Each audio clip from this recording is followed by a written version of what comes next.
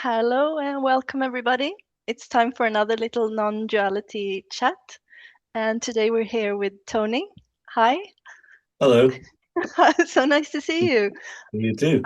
I just discovered you like a couple of weeks ago, quite Uh-huh. recently. So Through I don't Angelo. know. Yes, I saw your interview with Angelo and I really Mm. liked it. Yeah. Oh, cool. Thanks. So nice to connect and learn a little bit more. Maybe you can just tell me like something about your background, how you got into non-duality to start with, or Uh, well, I had a initial awakening or Kensho when I was 14, Mhm. and it was my first 10 years of life was quite traumatic and a lot of violence and destabilization and suffering and so around 10 years old, I really started to question like what was going on. And I was doing like inquiry like every night in bed before I went to sleep, and I didn't know it. It was just a kid, 10, 11, 12 years old, who was asking questions and like, what is this place was one question. Why are humans here? What are humans? It was like things like that. It was just like pretty innocent, curious questions, and but there was a curiosity there that wasn't burdened by spiritual concepts and stuff yet. And so one day when I was 14, I was walking in a shopping mall with my mom, and we came upon two escalators to go up to the fourth floor, and they were right beside each other. And one was going up and one was going down. And I got on the one, we were going up, and I got on the one that was coming down, and I started to walk on it.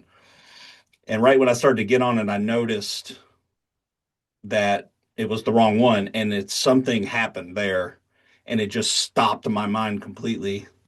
And Mhm. I've come to think of it like a physical koan almost, because it was like I want to go this way and it's supposed to be this way and it's not, and it just something happened there. And when it did, all of reality just disappeared. Like it shattered literally like a mirror in a billion pieces in front of me, and all of this just went away. And it wasn't like I got dizzy or vertigo or anything like that. The actual experience in front of me started getting a little wavy, real strange waviness, but I felt normal. And then all of a sudden, it just shattered like straight out in front of me like a mirror. I've kind of described it like in Star Wars when they go into hyperspace. That look, that way it looks, it's kind of like that. And it was just, I just wasn't there.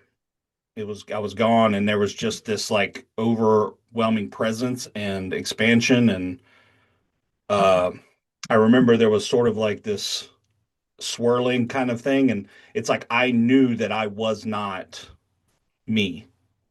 And it was like a flip. It was like I just flipped right over into a bigger expand. And I also knew that this world wasn't what it appeared to be, at least what I was projecting, what was being projected. And I think I was, gone for a good 10 seconds or something, and then like in the regular world, but it felt timeless to me. And then all of a sudden everything reconstituted itself and went shoop and came back. And I was like, and I was like sitting, I had to sit down, and my mom was like, "What's wrong with you?" And I didn't tell her. I couldn't tell her, but yeah, that was the very first thing that was like, "Whoa!" And that Wow, started at to 14. really look. Yeah, yeah, yeah. It was young. It was great, but it also caused me a lot of problems, for many years as well.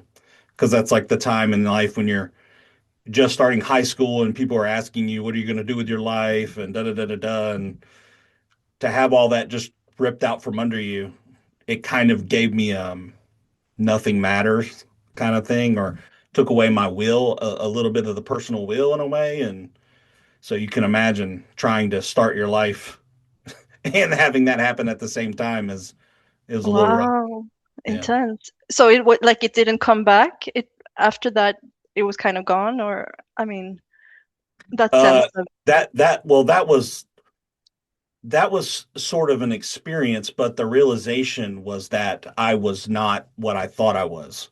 And hmm it felt more like expanded presence.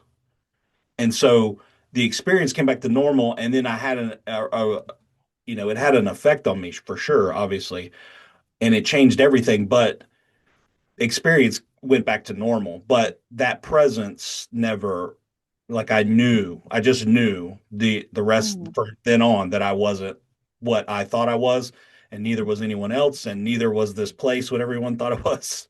And at the time, I'd grown up in Christianity and all this stuff, and then just a couple years later, I was not doing that anymore, and you know, Did you uh, meet any other people that had like similar experiences or some kind of context? no, no, not at that time, not for many years.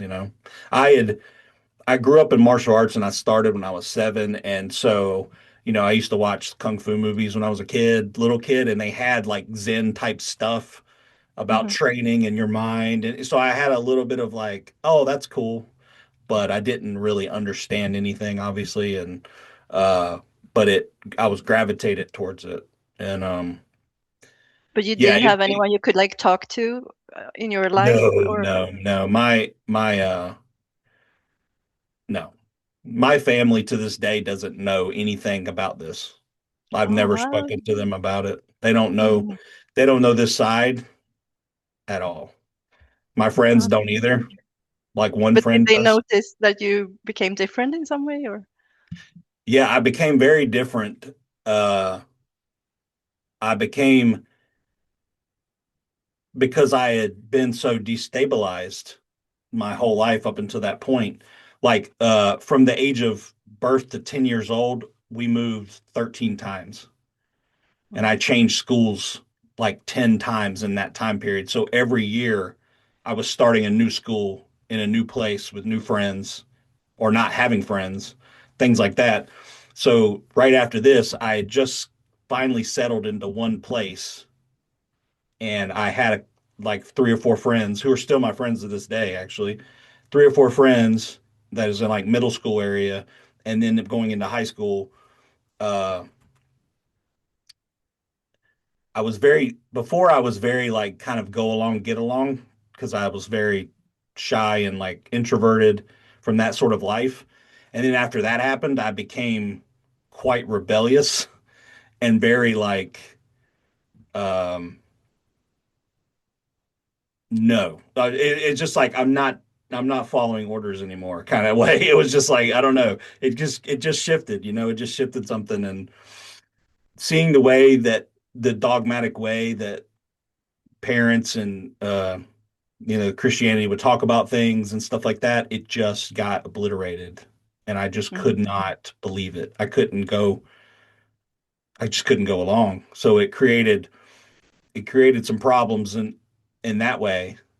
Um, I wasn't terrible. Like I wasn't like running around, causing a bunch of trouble and I wasn't like doing all that kind of stuff, but I was very much like I'm doing my own thing, or I'm like not. You're not right. Yeah, it was like it just created a lot of.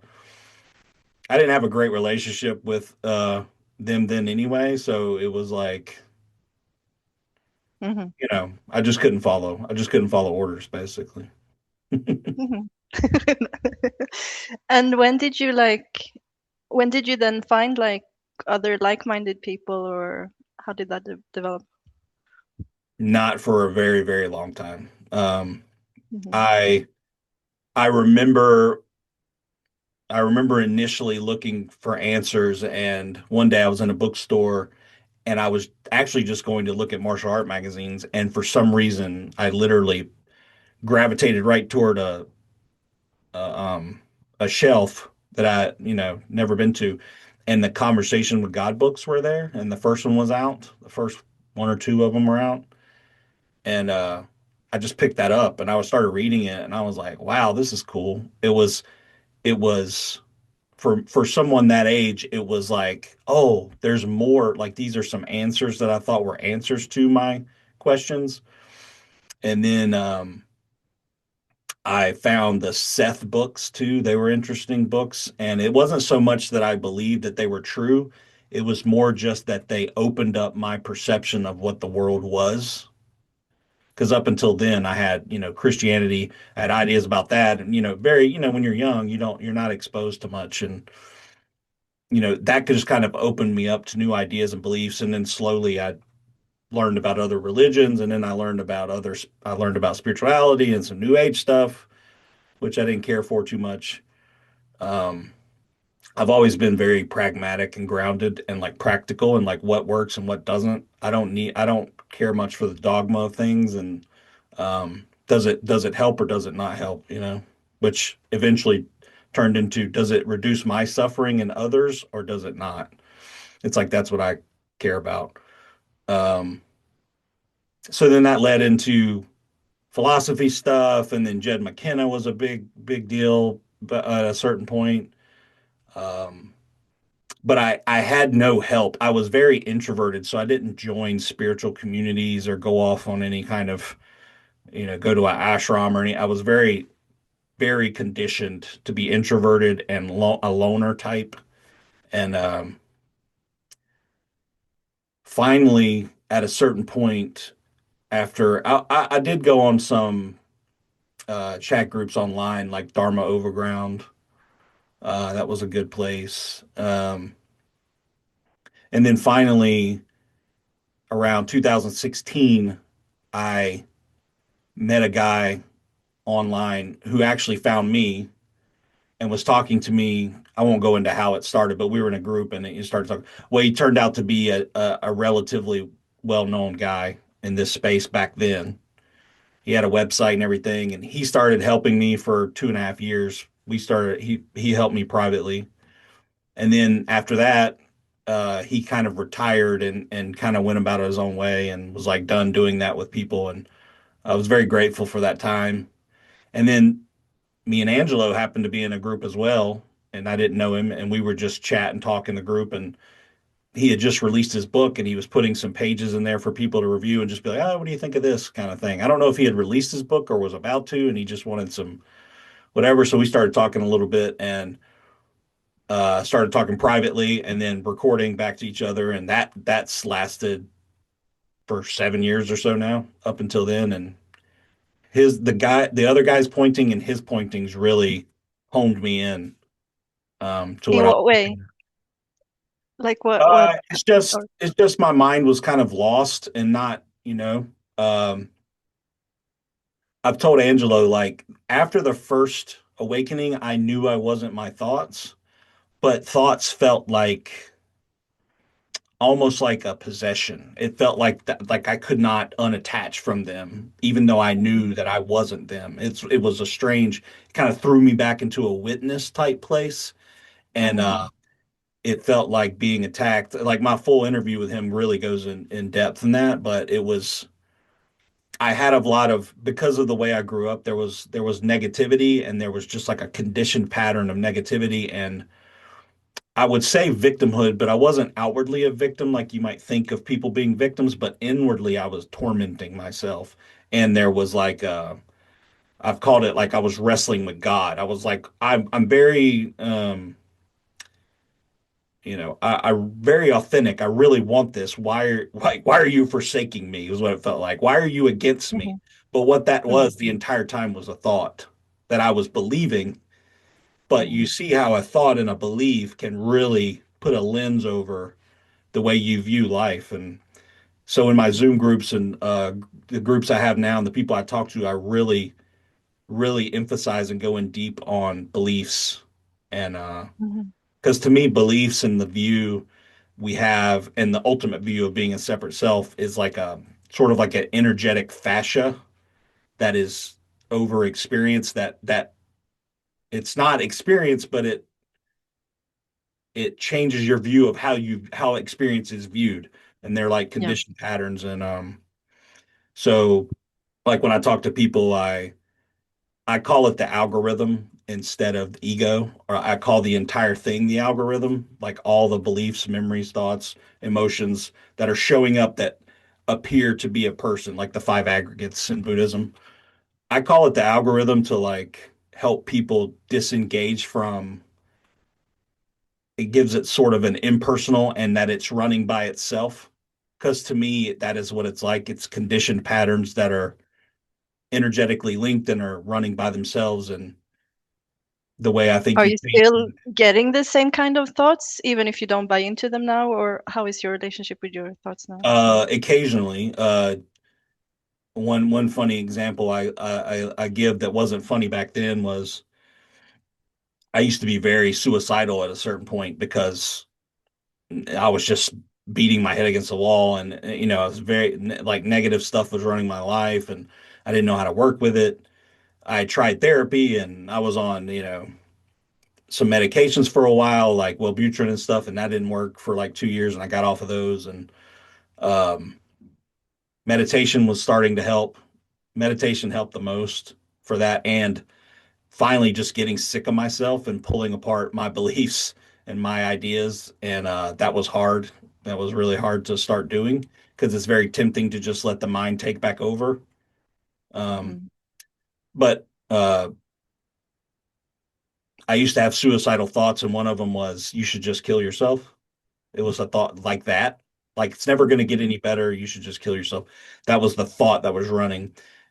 And, um, you know, there was an insight I had one time on a retreat about that thought that changed the way I looked at it. It wasn't a realization, but it was an insight. And that shifted my algorithm, so to speak. And not too long ago, a year or two ago, I was watching a Netflix show, and the show was about a kid who was suicidal. And then while I was watching the show, that thought reappeared and said, you should just kill yourself. Nothing's going to get better. But there was no identification with it now, so there's no suffering. And it was almost funny that it was like the mind is like an association machine. It wants to associate Hmm. things because it's like a tool, and it's trying to help. It's trying to survive. It's trying to make things better, but it doesn't have realities knowledge, so to speak. So it doesn't most of the time. There's more like suggestions from someone without all the information. So it was funny, but it was interesting that that same thought years ago just had me in complete turmoil.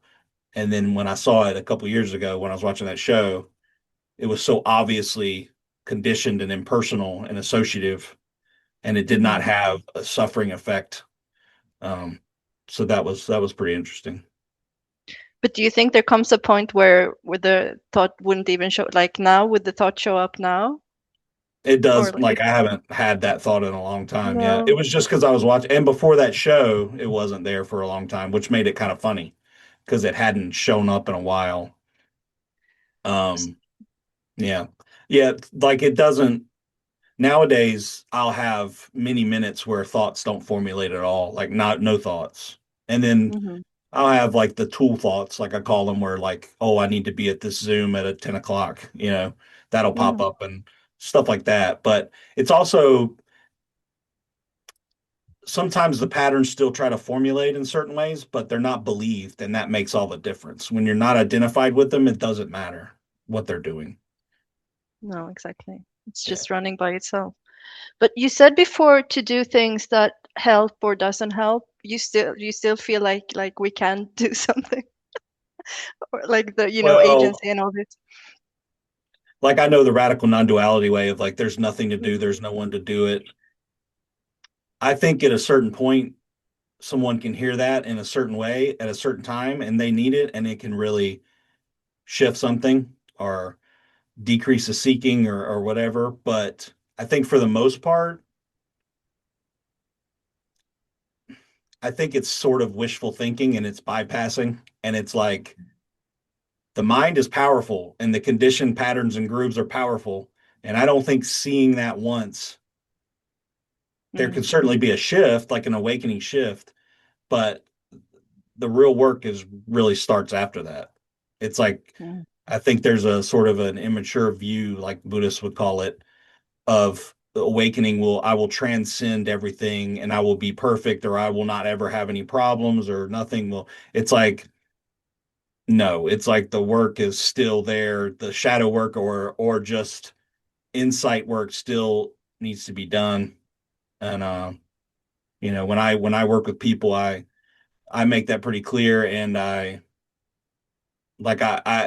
beliefs and views are a big part of what I talk to people about because I think those grooves really they're there and they're conditioned and they need to be seen through and dealt with. And yes, seeing through the separate self can really reduce or eliminate some of those or a lot of those in some cases, but the conditioned patterns are still there, and the sensations they create in the body are they're still there, and they need to be felt and dealt with and processed. And then it all becomes very, very subtle and very small movements, I would say, small releasing, small changes, just like Do you almost like still do that now? That kind of work, or um sort of, not in a purposeful way, just the way the algorithm got conditioned is that it got conditioned for practice. So there'll still be words that will come up that will say something or will do, but it's from conditioning it with meditation and for 10, 12 years and practicing self-inquiry all day, and stuff like that. But my experience is not graspy or clinging to that. It's just showing up, and there's like a part of that that's not affected at all. And then there's, like if something comes up that's, let's say an irritation or anger comes up, it's not chronic. There used to be chronic anger and frustration here, and now it's just a momentary energy, like a rainstorm or something. And then it's like the resistance is everything. So if there's no resistance there, that can come up and process really quickly. And it's not being hanged onto or taking ownership with thoughts that want to keep bringing it up or push it down and it comes back later. It's like there's no rejection of reality. There's no rejection of something that comes up that needs to be felt or seen or whatever. but So it's when you not really, started, oh, sorry, when you started doing that work, was it more of a kind of graspy feel to it oh yeah, for sure. because you For wanted sure. to get rid of the suffering, or? Yeah, that's sort of the paradox of this stuff is Mhm. for me when I started out on the path, it was all about what I could get, what Tony could get. And the further it goes and the more you see, the less grasping, the less control, that's the more that's seen through, it becomes giving then. But not giving like Tony's going to give something. It's just a natural letting go of agenda and ownership and seeing through all of that. And then that just happens naturally. And then that unclenching, it just happens by itself. If someone Mhm. tries to force the unclenching, you're just reinforcing it. So you have Mhm. to learn how to kind of hands off, like not touch it. But there's Yeah. still sort of like a soft effort there. There's still like a dancing, but you're not leading. And the mind always wants to lead Interesting. and claim Yeah. ownership. So there's still dancing, there's not leading. And then at a certain point, suddenly then you realize there's only one thing dancing the whole time and always has been. And it's kind of like that. That's beautiful. Was there any kind of bigger shift, or it was more like gradual working through, or? I had I had three distinct ones. One was the one I already told you about, and I had a Mhm. non-dual realization on Angelo's retreat of 3 or 4 years ago now. And then I Mhm. had what they call a no self realization at the movie theater, actually, about a year and a Mhm. half ago. So Mhm. there's three distinct ones, and then it's all subtle stuff like in between those. Mhm. As it goes, it just becomes very. The non-dual one was quite explosive energetically, but the seeing itself wasn't. But the aftermath of right after the realization was a lot of energy was released, a lot of intensity. The no self one at the theater was what I would call subtle. It was very subtle, like, oh, but it was stunning. It was a stunning in its implication, but it didn't energetically do anything that was major. It was just more like a it's impossible to explain, but it was stunning and but subtle. And that didn't go back, or No, yourself no, no. didn't come back? No, it No. didn't go back. That scene, it's definitely it's definitely so then like,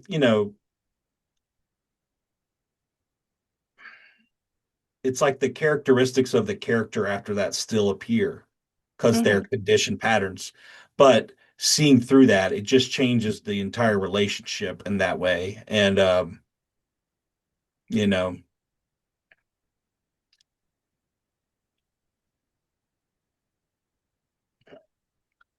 everything now feels kind of like a flux and like the personality now is sort of like a flickering ghost or like writing on water.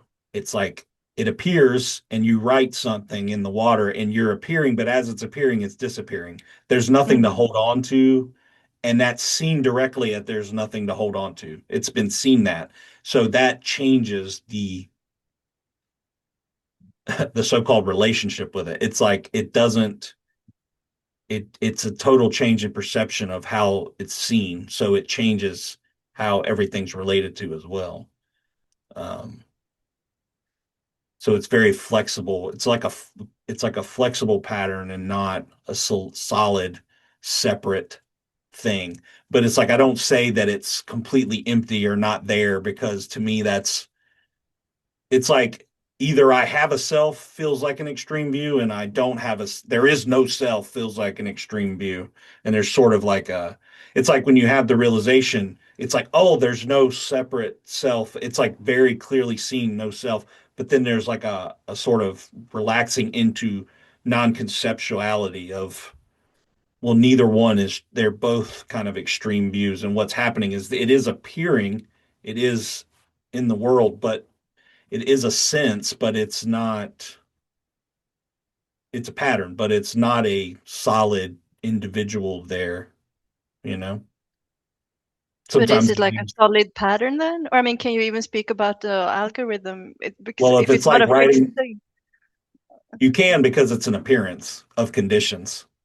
So Hmm. it's sometimes I talk about it. I made a video on my YouTube yesterday about this that I hadn't released yet, but it sometimes I talk about it like a hurricane.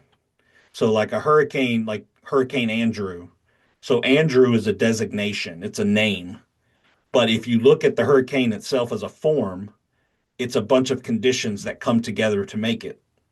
So it's like air and water and temperature and maybe the moon. I don't know. Like I'm not an expert on hurricanes, but you know what I'm saying? It is all those conditions that come together. And if they come together in a certain way, it gets stronger and stronger. And, if you have you know, Hurricane Tony, had strong negative conditioned patterns that were conditions from my parents and the environment, what I believed and assumptions about the world based on that past.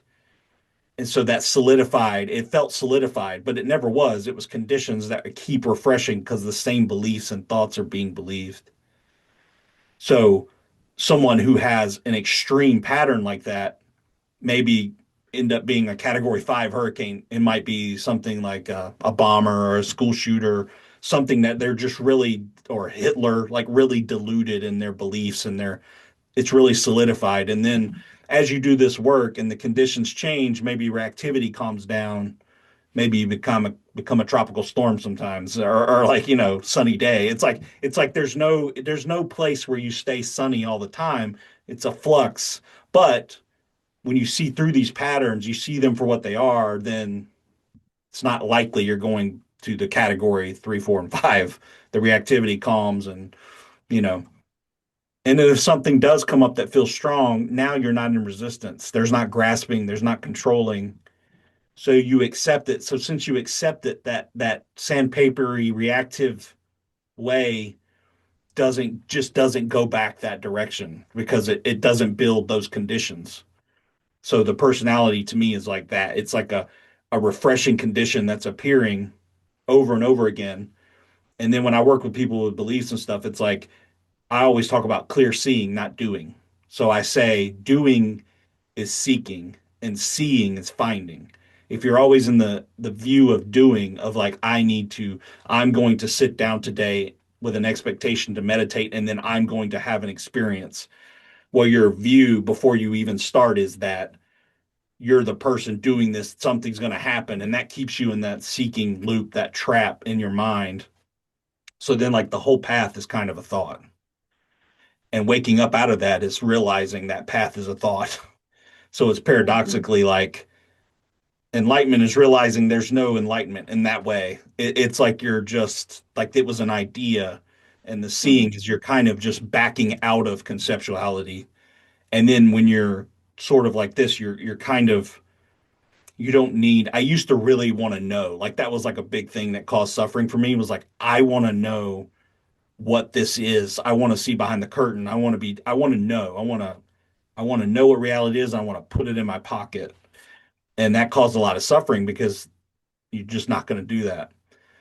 So it's like now everything's just so much more mysterious and the conceptual need to grab and conclude and, master something doesn't is not there.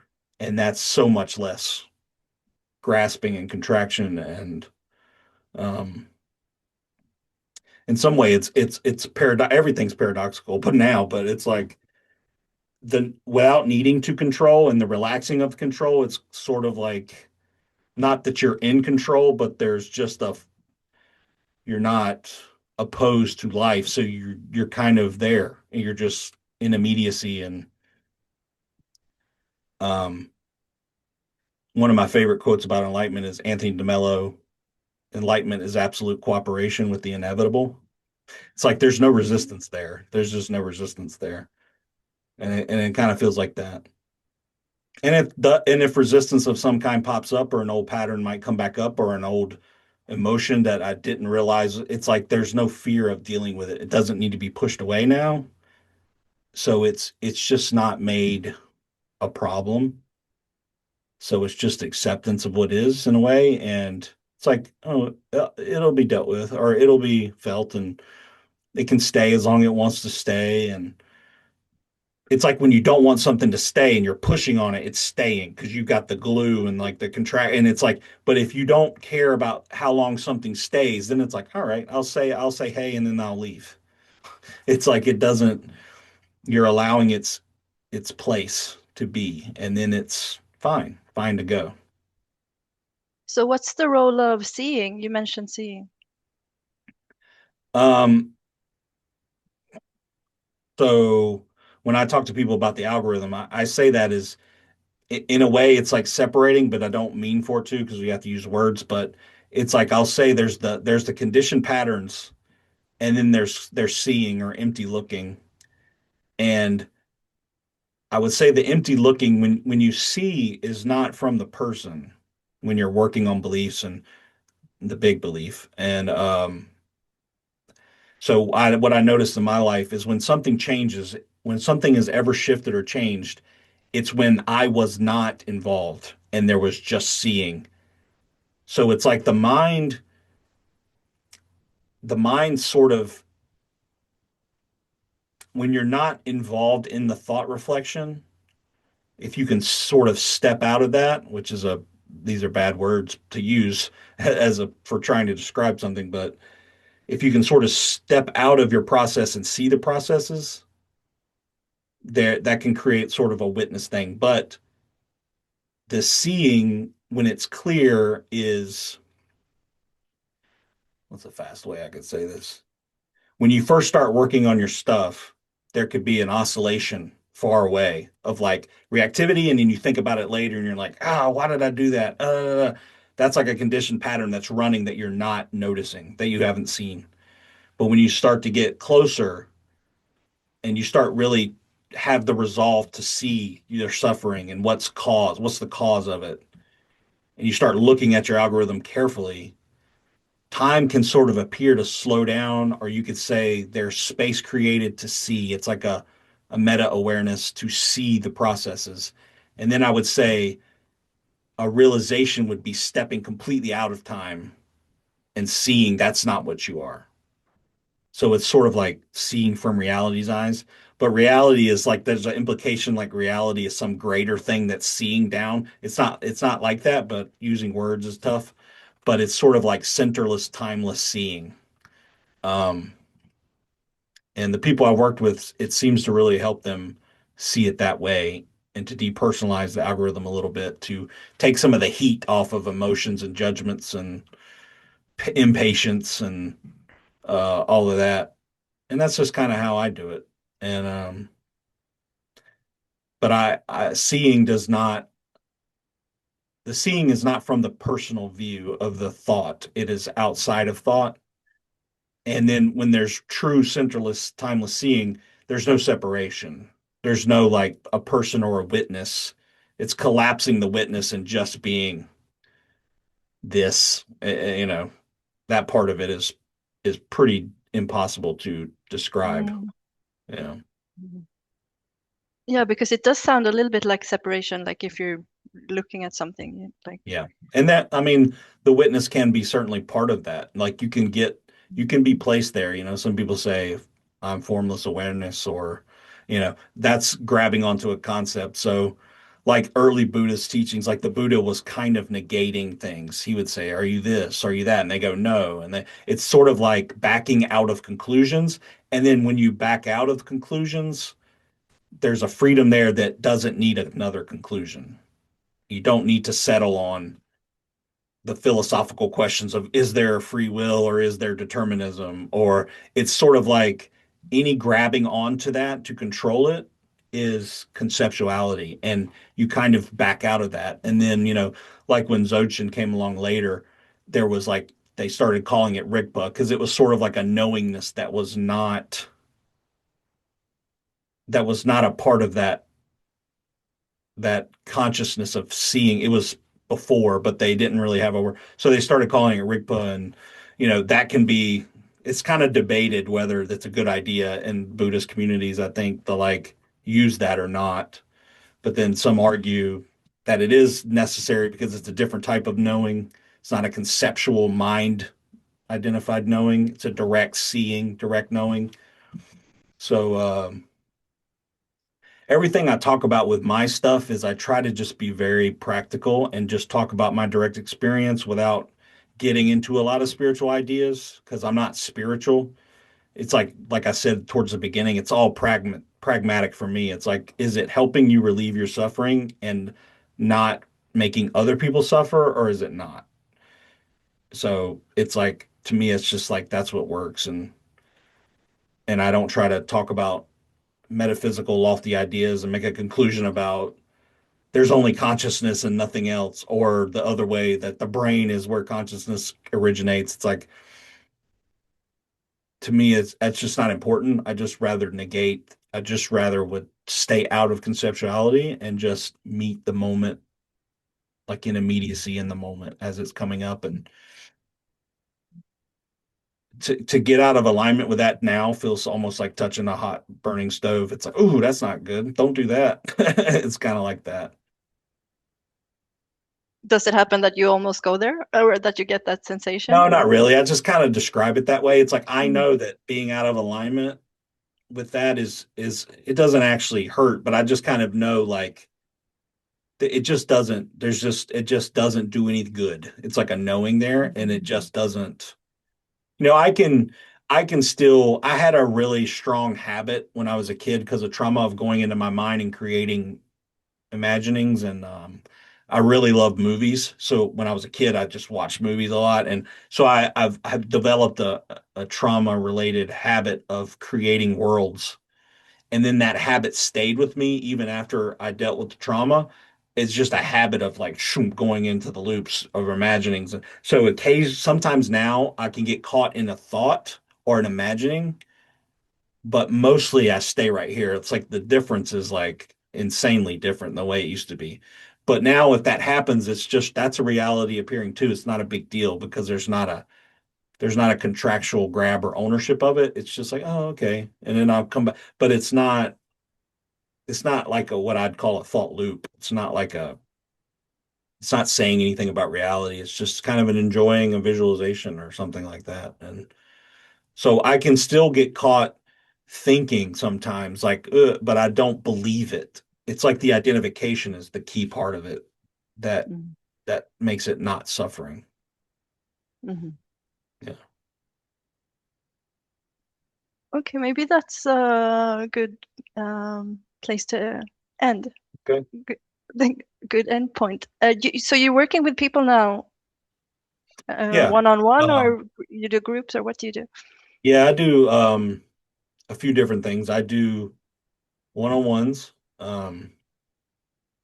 and I do Zooms every other Sunday. I have a Zoom group that's like an email list and a Zoom group, and I do that every other Sunday. And sometimes I do it on Thursday nights if I feel like it. I have a men's and a women's group too that meets on Thursday nights, every other Thursday night.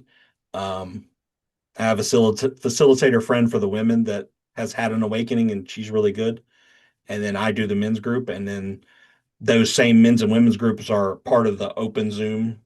They come, and so anybody can come to the open Zooms and the men's and women's groups. They can anybody. So I also have a Telegram group that is smaller. That's like 13 or 14 people now, I think. And it is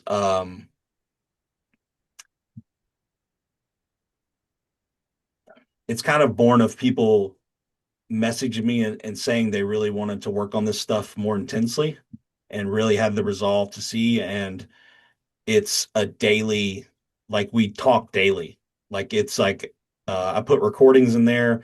They talk about their beliefs. It's pretty intense. They talk about their beliefs, and I try to point like, oh, check this out and do this, and maybe try this, and they report back, and everybody helps each other, and it's really quite powerful. But it's a lot of work, but it's fun, and it feels like it's really makes a difference in their lives and helps me clarify things that I like to talk about, and so I do that too. And you have a YouTube channel as well, right? Yeah, yeah, yeah. I have a YouTube channel, Existence Redux. I'll put the link below so Okay, people can thanks. find it.